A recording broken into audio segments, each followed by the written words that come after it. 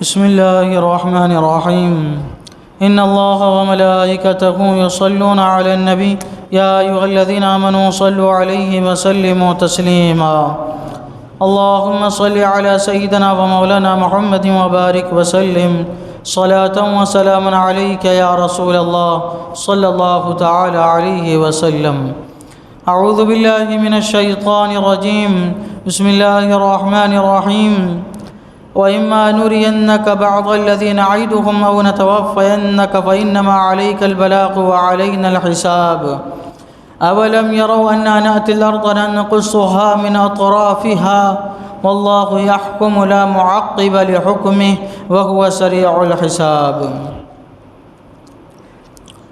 اور اگر ہمیں تمہیں دکھا دیں کوئی وعدہ جو انہیں دیا جاتا ہے یا پہلے ہی اپنے پاس بلا لیں تو ہر حال تم پر تو صرف پہنچانا ہے اور حساب لینا ہمارا ذمہ۔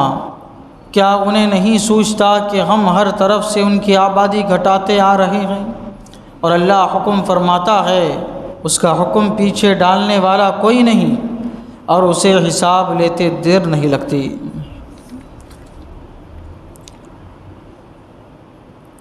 کفار و مشرکین یہ کہتے تھے کہ اے اللہ کے رسول، آپ تو ہمیں اللہ کے عذاب سے ڈراتے ہیں، اللہ کے وعدوں سے ڈراتے ہیں، قیامت سے ڈراتے ہیں، اللہ کے پکڑ سے ڈراتے ہیں، تو جن چیزوں سے آپ ڈراتے ہیں وہ چیزیں ہمارے اوپر آتی کیوں نہیں ہیں؟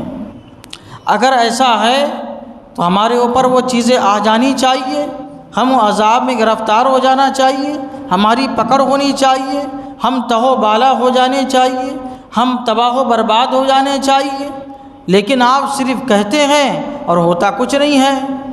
تو اللہ تبارک و تعالیٰ نے ان کے اس بیجا اعتراضات کا جواب عنایت فرمایا۔ اللہ تبارک و تعالیٰ فرماتا ہے، اگر ہم تمہیں وہ وعدہ دکھا دے جو انہیں دیا جاتا ہے یا پہلے ہی اپنے پاس بلا لیں، اللہ تبارک و تعالیٰ فرما رہا ہے پہلے ہی اپنے پاس بلا لے تو ہر حال تم پر صرف پہنچانا ہے اور حساب لینا ہمارے ذمے ہے۔ ہماری حکمت سے ہر کام ہوتا ہے، کب ہمیں عذاب نازل کرنا ہے، کب ہمیں گرفت کرنا ہے، کب ڈھیل دینا ہے، یہ سارے کام ہماری حکمت سے ہو رہے ہیں۔ یہ جس چیز کی جلدی کر رہے ہیں ان قریب وہ چیز ان کو ملنے ہی والی ہے۔ اب اللہ تبارک و تعالیٰ ان کو دعوت فکر عطا فرما رہا ہے کہ سنو، تمہارا اعتراض ہے کہ عذاب کیوں نہیں آ رہا؟ ایک تو عذاب یہ ہے کہ یک بارگی آ جائے، اللہ کا عذاب نازل ہو جائے یک بارگی اور سب کا سب ختم ہو جائے، تباہ و برباد ہو جائے، ایک تو یہ عذاب ہے۔ اور ایک دوسرا عذاب ہے یک بارگی نہیں آتا، دھیرے دھیرے آتا ہے۔ یک بارگی آ جائے گا انسان یک بار ختم ہو جائے گا، لیکن دھیرے دھیرے جو لگاتار آتا رہے گا اس کی تکلیف زیادہ ہوگی۔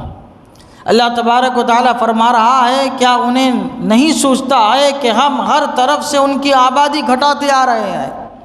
اسلام پھیل رہا ہے، پھول رہا ہے، بڑھ رہا ہے، مسلمان ہر جگہ فتح و کامیابی اور نصرت کے پرچم بلند کر رہے ہیں، لوگ جوق در جوق دامن اسلام سے وابستہ ہو کر اسلام قبول کر رہے ہیں اور ان کی سرداریاں ختم ہو رہی ہے اور ان کے جو باغات تھے ان کی برکتیں ختم ہو رہی ہے، ان کی مال و دولت تباہ و برباد ہو رہی ہے۔